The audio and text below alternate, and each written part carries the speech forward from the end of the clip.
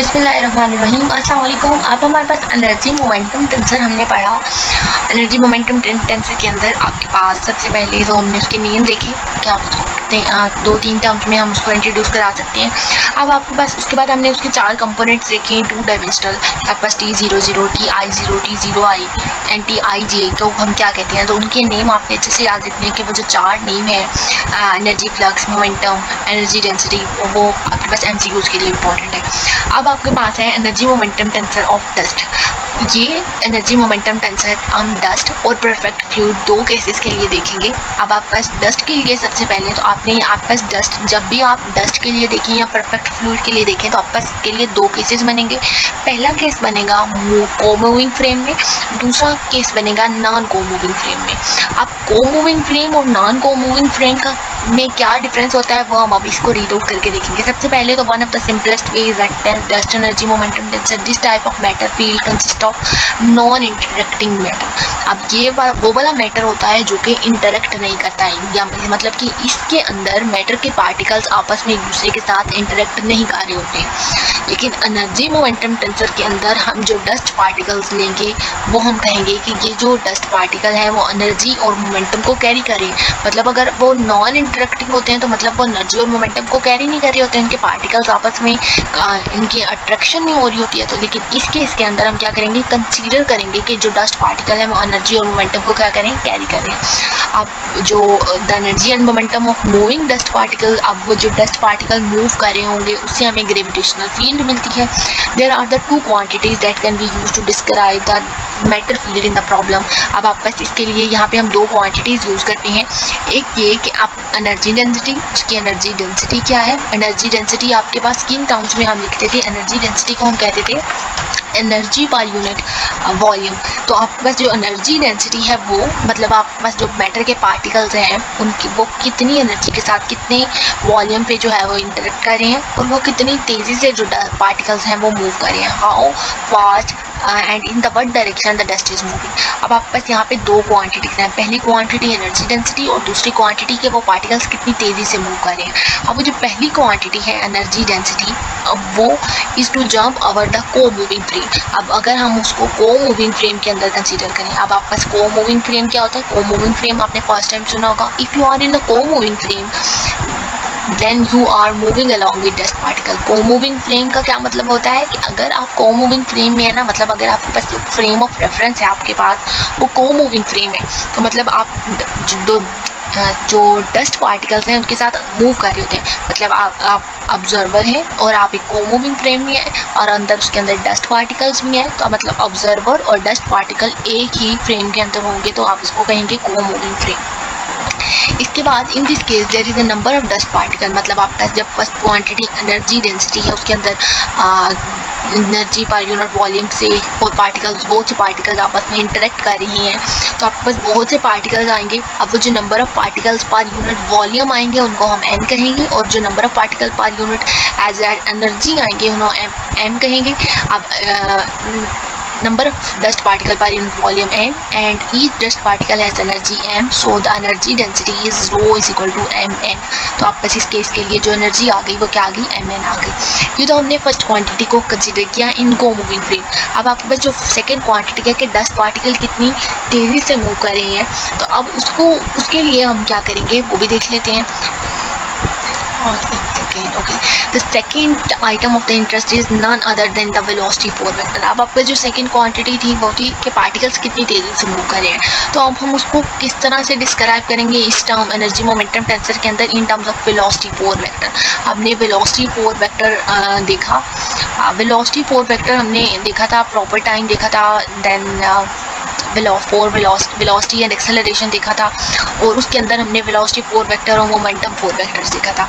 अब ये जो वेलोसिटी फोर्स वेक्टर है इन टर्म्स ऑफ यू लिखते थे, अब मैं आपको अगर थोड़ा सा रिमाइंड कराऊँ तो हमने वहाँ पे एक टर्म प्रूव की थी ui वो ये आपस चलें इसको ऐसे ही जाने दें अब। और ये जो लोअर इंडेक्स में यू आई है ये किसके इक्वल होता है, ये सी स्क्वायर के इक्वल होता है। ये टर्म हमने वहाँ पे प्रूव की थी, तो ये इंपॉर्टेंट भी है आपके पास शॉर्ट क्वेश्चन के लिए। अब ये जो टर्म है this of course will give us the momentum carried out by dust. अब इससे हमें मोमेंटम का पता चलेगा इसका।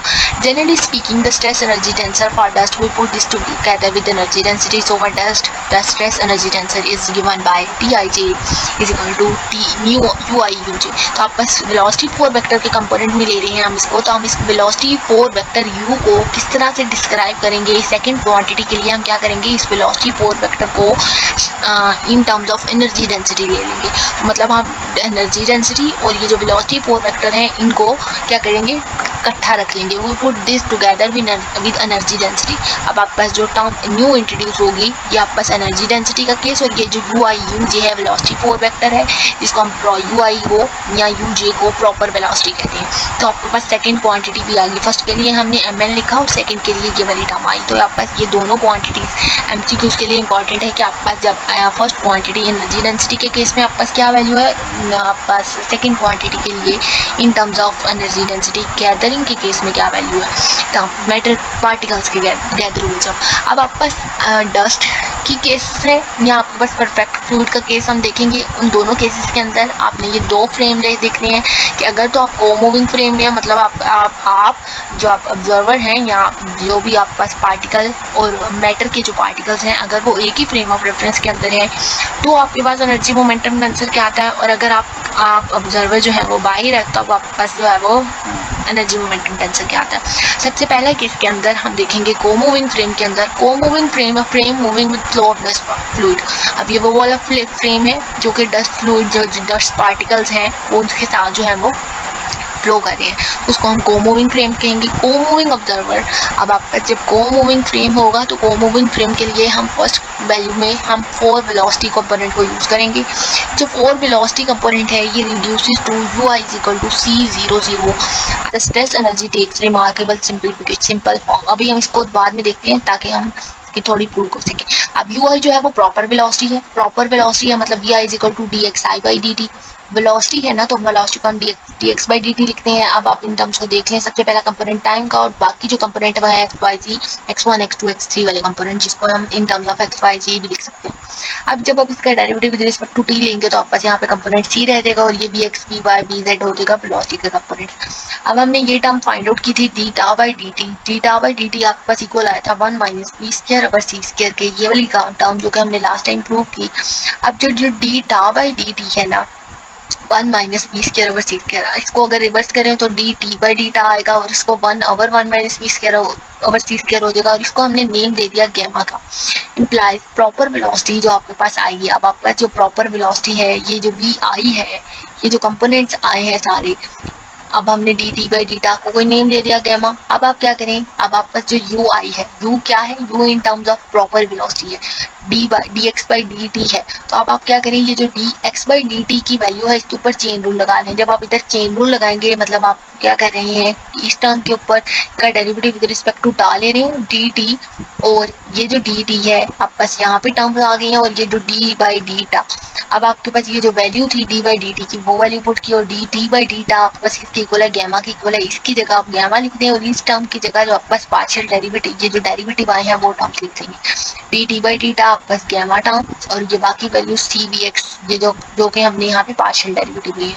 अब इसके बाद आप क्या करेंगे, आपके पास ये टर्म्स आ चुकी हैं। इसके बाद हम इसको नेक्स्ट मूव करते हैं। इन को मूविंग फ्रेम के अंदर गैमा जो था वो ये 1 minus B square over C square के इक्वल था। को मूविंग फ्रेम के अंदर जब आप ऑब्जर्वर और मैटर के पार्टिकल्स जो है वो एक ही फ्रेम ऑफ रेफरेंस के अंदर है तो उसके लिए उसकी जो वेलोसिटी आएगी वो जीरो आएगी, और अगर वेलोसिटी जीरो आएगी तो हम कहेंगे जो आपके पास गैमा की वैल्यू है जो आपके पास डी टी बाई डीटा है वो 1 आएगा। और जब आपके पास ये कंपोनेंट, जब आपके सारे वेलोसिटी के कंपोनेंट जीरो है तो मतलब V X V Y V Z zero है, तो आपने ये जो लास्ट केस में के अंदर ये वैल्यू लिखी है ये सारी वैल्यू जीरो हो जाएंगी, गैमा 1 हो जाएगा। आप यहाँ वैल्यूज पुट कर लें गैमा 1 और बाकी सी कॉमा बी एक्स, जब एक वेलोसिटी का कंपोनेंट जीरो हो गया तो ये सारे कंपोनेंट जीरो, तो C comma zero zero zero. ये जो इन्होंने लास्ट टाइम यहाँ पे ये टर्म लिखी है वो इस तरह से लिखी हुई है ड्रैग करके। अब आपके पास जो कंपोनेंट आए वो जो हमने ड्राइव किया वो ये किया। अब स्ट्रेस एनर्जी टेंसर, इसके लिए जो फार्मूला था T I J in terms of energy density और फोर वेलोसिटी के कंपोनेंट, तो आपके पास T rho U I U J. अब आप आई जे को वैल्यू दें, जब हम आई जे को जीरो वैल्यू देंगे तो T zero zero row I zero and U zero, जो यू जीरो मतलब आपके पास यू जीरो, आपके पास इसकी फर्स्ट वैल्यू क्या है थी, U zero U one U two U three है। इसी तरह से आई वेरी कर रहा है ना, तो आपके पास यू जीरो की वैल्यू सी, तो आपका यू जीरो का स्क्वायर है तो सी का स्क्वायर हो गया रो सी स्क्वायर। और जब आप इसको मैट्रिक्स फॉर्म में लिखें तो ये तो रो सी स्क्वायर, और बाकी जो आप अगर इसको वैल्यू देंगे, आप इसको क्या करें, आई को टू जे को टू वैल्यू दें, तो आपके पास रो यू टू आएगा, तो आपके पास ये यू टू जीरो है तो आपके पास टी वन टू जीरो है, T one three T one four, इस तरह से सारी वैल्यू जीरो होगी, सिर्फ एक ही वैल्यू आएगी टी आई जे की। अब इसके बाद है आपके पास ये टर्म इन ना, ये तो हमने देखा कि आपका सी जीरो जीरो वैल्यू किस तरह से आई, आपको अच्छे से आई थिंक सो समझ भी आई होगी। अब आपका जो केस टू है वो है इन टर्म्स ऑफ नॉन को मूविंग फ्रेम। नॉन को मूविंग फ्रेम के अंदर क्या होगा, वहां को मूविंग फ्रेम के अंदर आप जो थे वहां पे आप ऑब्जर्वर और जो मैटर के पार्टिकल्स थे जो वो एक ही फ्रेम ऑफ रेफरेंस के अंदर प्रेजेंट थे। अब इस केस के अंदर now consider the case of stationary observer, मतलब कि आप जो ऑब्जर्वर है वो एक स्टेशनरी ऑब्जर्वर है और डस्ट पार्टिकल्स को सिर्फ फ्रेम ऑफ रेफरेंस के अंदर देख रहा है, वो विजुअलाइज कर रहा है उनको। तो अब हम क्या करेंगे, हम फोर वेलोसिटी कंपोनेंट के साथ जाएंगे, जो कि हमने लास्ट टाइम भी देखे four velocity component. In this case we have, जो आपका यू आएगा वो ये आएगा। अब ये यू किस तरह से आएगा, इन टर्म्स को आपने याद रखना है, gamma C, gamma V X, gamma V Y, gamma V Z. अब इस टर्म्स के लिए ये जो इन टर्म्स लिखी है यहाँ पे यही सिंप्लीफिकेशन हुई है, देखें gamma C gamma V X अंदर multiply gamma V Y gamma V Z, ये टर्म्स आपके पास इसके लिए है। Where U I is the ordinary component of three velocity components, ये आपका तीन वेलोसिटी के कंपोनेंट, और ये जो फर्स्ट कंपोनेंट है गैमा, ये इस केस के लिए one minus one B square over C square, और इन दिस केस के लिए जो आपका स्ट्रेस एनर्जी टेंसर आएगा वो ये आएगा। ये टर्म किस तरह से आई है, देखिए ये गैमा तो सब टर्म्स के अंदर आ रहा है, इस गैमा को हमने बाहर रख लिया। अगर आप उसकी वैल्यूज उसी तरह से टी आई जे के अंदर पुट करते हैं ना, T I J rho U I U J के अंदर, तो आप इसकी इनकी वैल्यूज को पुट कर लें। रो आपके पास ऐसे ही रहने दें, T I J rho into U I, आपके पास सबसे पहला component U I gamma C, और ये जो आपके पास अगेन गैमा सी, आप बस इसके ये जो वैल्यूज बनेगी वो बनेगा गैमा सी का स्क्वायर, और आप बस रो गैमा स्क्वायर बाहर ले जाए और आपका फर्स्ट कंपोनेंट जो आएगा वो सी स्क्वायर आएगा यहाँ पे। सिमिलरली जब आप इसके अंदर टी आई जे के अंदर आई वन और जे टू वैल्यू पुट करेंगे, उसी तरह से आप वैल्यूज पुट करते जाएं, तो rho gamma square C V X, rho gamma square C V Y, T one three के लिए, टी वन फोर के लिए, और आपस की सारी वैल्यूज हम इजीली ड्राइव कर सकते हैं।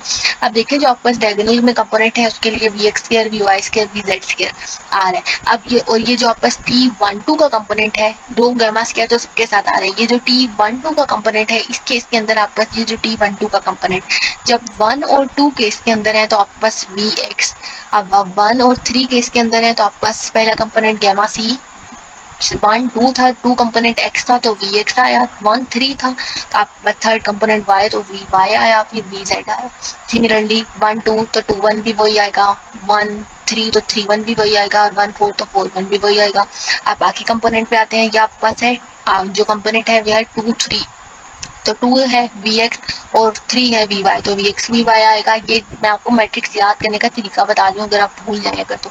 फिर टू फोर तो एक्स और जेड कंपोनेंट आएगा। सिमिलरली आपका थ्री टू है तो थ्री वाई और टू जो है वो एक्स टू कंपोनेंट पे एक्स पड़ा है तो ये आएगा। Similarly three four four two four three, और बाकी ये जो डायगोनल के कंपोनेंट वो स्क्वायर्स में। तो आपको इंशाल्लाह आपको ये अच्छे से समझ आ गया। अगर कोई पॉइंट समझ नहीं आता तो आप मुझे कमेंट कर दें, मैं जितनी जल्दी हो सका आपको रिप्लाई दे दूंगी। अभी तक के लिए इतना ही, अल्लाह हाफिज़, थैंक यू।